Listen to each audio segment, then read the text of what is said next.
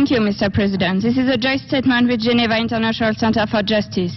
The day-to-day life of the Palestinian people has been one for dramatic news headlines for more than half a century now. Yet nothing is changing, and the situation, in fact, seems to get worse.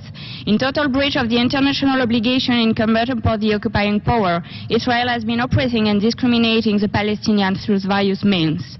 The ongoing and widespread Israeli settlement in the OPT, especially the West Bank and East Jerusalem, are the cause of massive forced displacements and severe restriction of movement for the Palestinian people.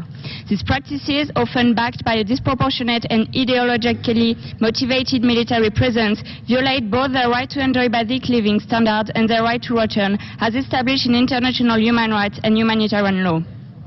To add an insult to an injury, these actions are openly carried out under the eyes of the world and without any care of the consequences.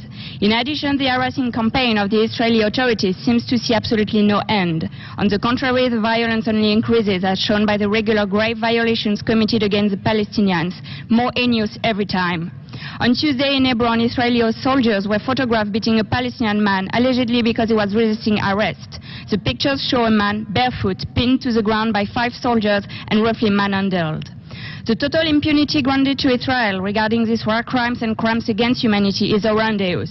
The tacit complicity of the international community, which has been standing for by too long, has allowed the Israeli authorities to carry out this apartheid regime for decades now. In this regard, the boycott of item 7 of the agenda by the Council itself, member states and international organizations is totally unacceptable. How long before the item is totally wiped out of the program of work?